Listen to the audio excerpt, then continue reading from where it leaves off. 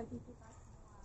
Salam Om Swastiastu, Namo Buddhaya, salam kebajikan. Perkenalkan, nama saya Elvin Nurlailia, Guru Pendidikan Agama Islam SD Negeri Pare 1, Kabupaten Kediri, Provinsi Jawa Timur. SDN Pare 1 memiliki 24 orang pendidik, 1 kepala sekolah dan 2 orang penjaga sekolah. SDN Pare 1 merupakan sekolah rujukan yang ada di Kabupaten Kediri. Letaknya yang strategis dekat dengan pusat kota menjadi salah satu alasan wali murid memilih SDN Pare 1 sebagai pilihan sekolah favorit bagi putra-putri mereka. Selain juga karena kualitas dan prestasi yang dimiliki SDN Pare 1. Terdapat 3 guru pendidikan agama Islam di SDN Pare 1, termasuk salah satunya saya. Peran dan tanggung jawab saya selain sebagai pendidik yang memberikan pengajaran di kelas, saya juga dipercaya dan diberi tanggung jawab sebagai pembina ekstrakurikuler TBKBS, yaitu tuntas baca Quran dan bisa sholat bersama 2 rekan GPAI yang lain. Keadaan peserta didik. SDN Pare 1 memiliki peserta didik yang berjumlah 499 anak, dengan 6 jenjang, tiap jenjangnya 3 rombel, sehingga total jumlah rombelnya ada 18 kelas. Berikut jumlah siswa berdasarkan agama yang dianut. Kelas 1 Islam berjumlah 74, Kristen 14. Kelas 2 Islam 64, Kristen 10, Katolik 1.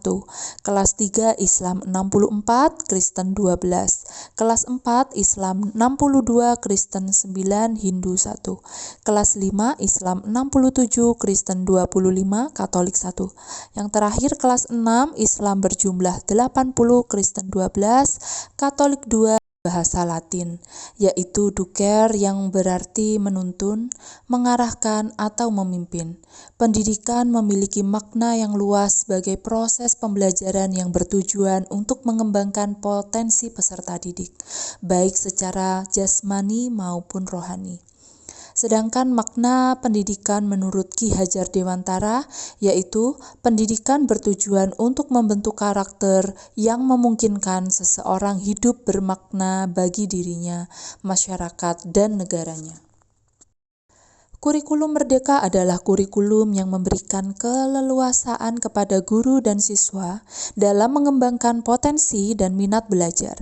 Kurikulum Merdeka memiliki beberapa karakteristik, salah satunya yaitu fokus pada penguatan karakter.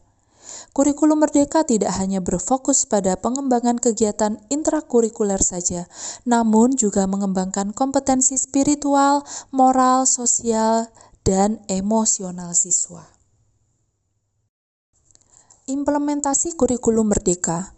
Pembelajaran yang berkualitas dapat diwujudkan dengan dukungan dari semua stakeholder yang ada di sekolah, utamanya SDN Pare 1. Kunci keberhasilan dari penerapan kurikulum Merdeka yaitu kolaborasi. Kolaborasi dapat berjalan efisien jika dibentuk komunitas belajar atau kombel dalam satuan pendidikan.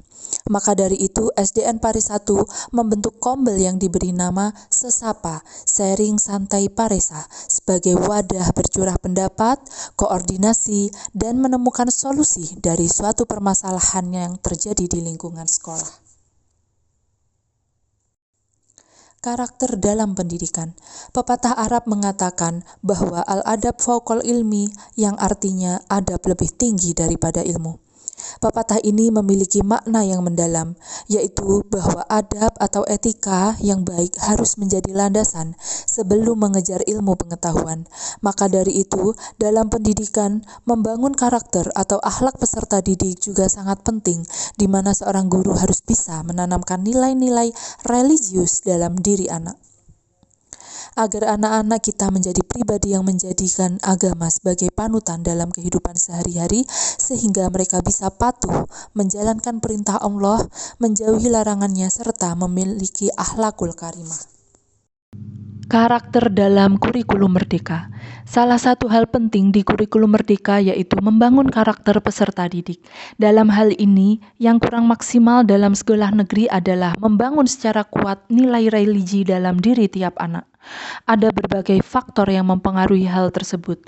mulai dari orang tua yang kurang konsen pada pendidikan agama anak, jam yang terbatas di SDN untuk mendalami pembelajaran agama, baik meliputi dari sisi fikih, akidah akhlak, Al-Quran hadis maupun sejarah kebudayaan Islam, ataupun kegiatan pembiasaan ibadah lain-lainnya.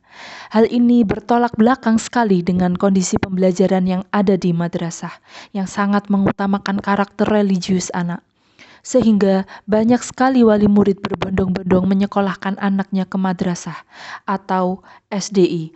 Dengan adanya fenomena ini, saya berupaya untuk menerapkan program wajib dari Kemenak, yaitu TBKBS, tuntas baca Quran dan bisa sholat, yang menuntut anak sudah lancar mengaji ketika sudah lulus SD. Strategi yang saya gunakan untuk mengoptimalkan penerapan program TBKBS adalah membuat terobosan program literasi Songa, Sholat Ngaji Adventure. Menyikapi hal di atas, saya menggagas program yang saya beri nama Literasi Songa Adventure. Program ini bertujuan untuk mengatasi anak-anak yang masih belum rutin sholat 5 waktu, anak-anak yang tidak mau mengaji dan belum lancar membaca Al-Quran. Saya dan kedua rekan GPAI satu sekolah berupaya menjalankan program tersebut, serta bertanggung jawab penuh atas kelancaran terlaksananya program literasi Songa, Sholat Ngaji Adventure.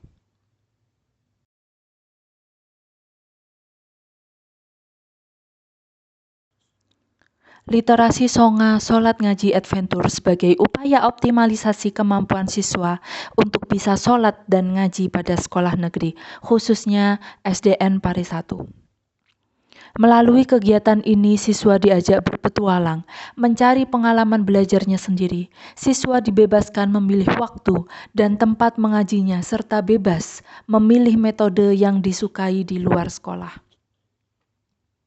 Literasi Songa Sholat Ngaji Adventure merupakan kegiatan intrakurikuler, meliputi kegiatan pembiasaan, hafalan, bacaan gerakan sholat 5 waktu, dan sholat sunnah duha sebelum pembahasan materi dimulai.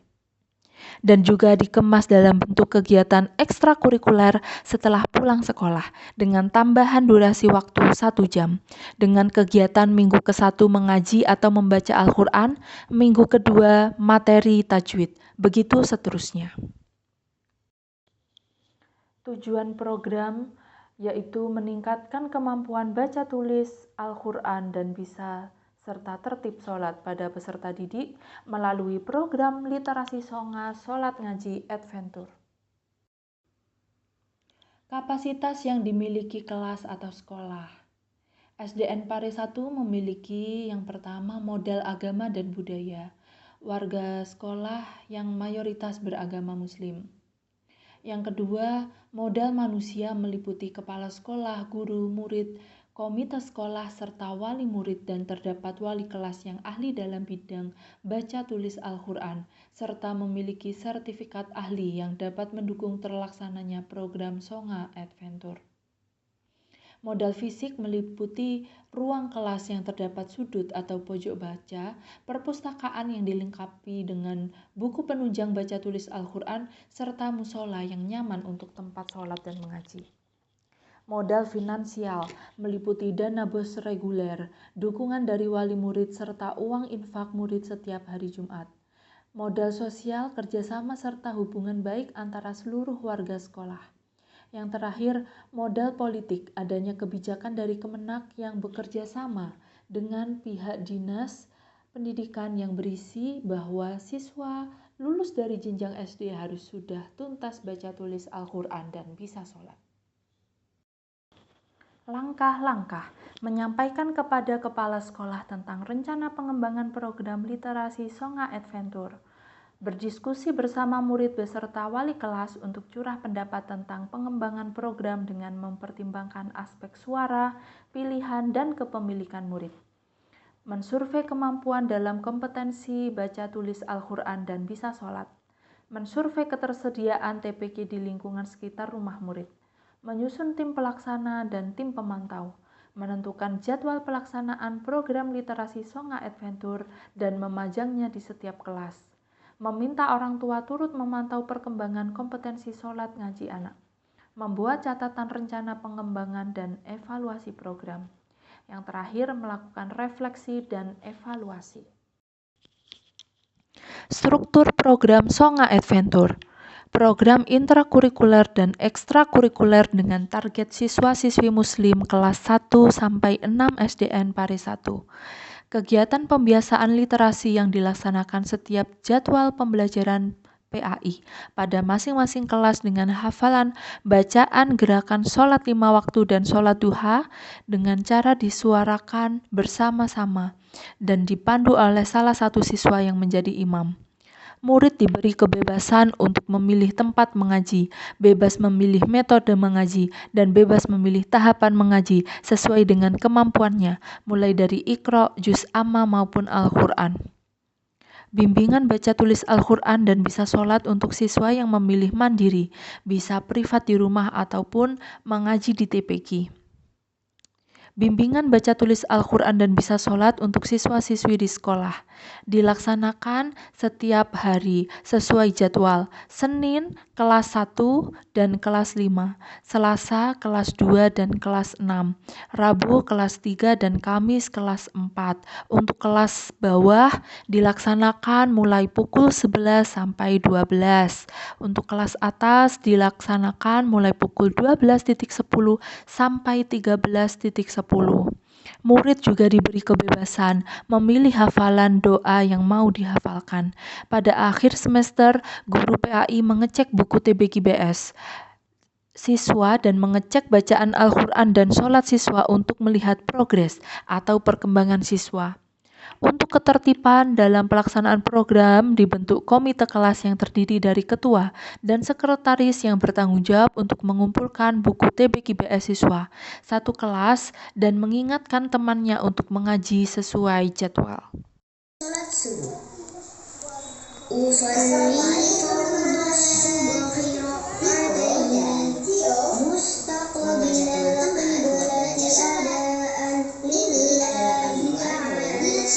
Sampai salam. Mengikuti yang diajarkan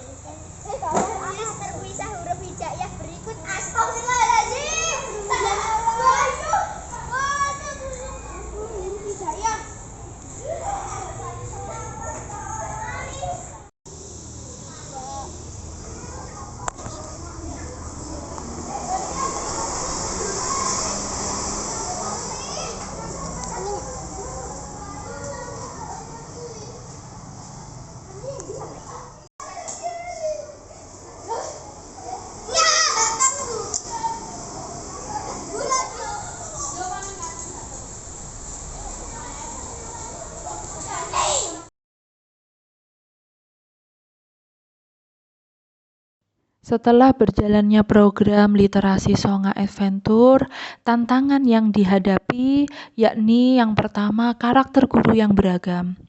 Menjadi tantangan tersendiri untuk dapat diajak berkolaborasi dengan mudah dan ikhlas.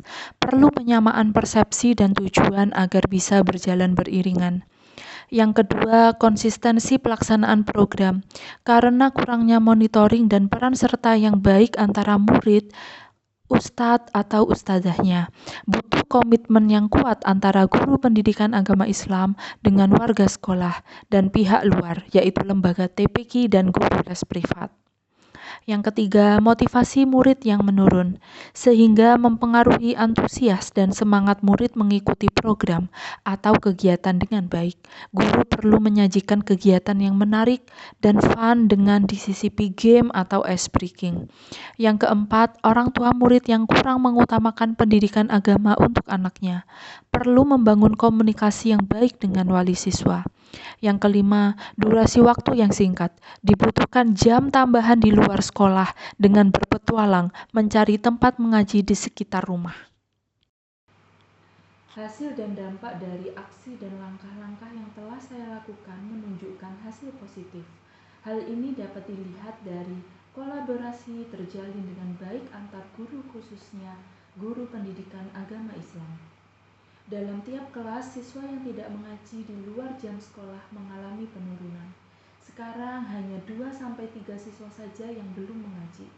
Orang tua menjadi paham akan pentingnya ilmu agama Islam, sehingga lebih semangat dan memperhatikan kemampuan sholat dan mengaji anaknya.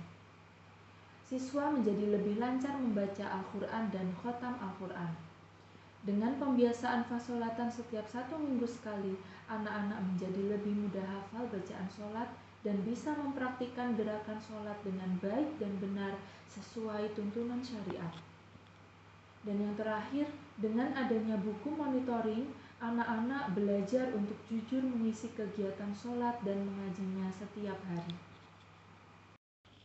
Dengan adanya literasi Songa Adventure, sekolah merasakan perubahan yang signifikan. Peserta didik yang awalnya kurang memperhatikan kemampuan sholat dan membaca Al-Quran, kini sedikit demi sedikit mengalami perubahan dan terdorong untuk belajar di lembaga TPQ ataupun les privat di rumah. Literasi Songa Adventure juga menjadi strategi agar anak-anak tertib menjalankan kewajiban sholat 5 waktu dan membaca Al-Quran setiap hari. Secara bertahap, peserta didik dapat tuntas bisa sholat dan mengaji, sehingga target yang diberikan oleh Kemenak Kabupaten Kediri dapat tercapai dengan maksimal. Harapan saya semoga program literasi Songa Adventure dapat terus berjalan serta berdampak luas dan konsisten diterapkan di sekolah. Dan program ini bisa terus melakukan perbaikan agar hasilnya bisa lebih baik lagi dari sebelumnya dan dapat menjadi sumber inspirasi bagi lembaga lain.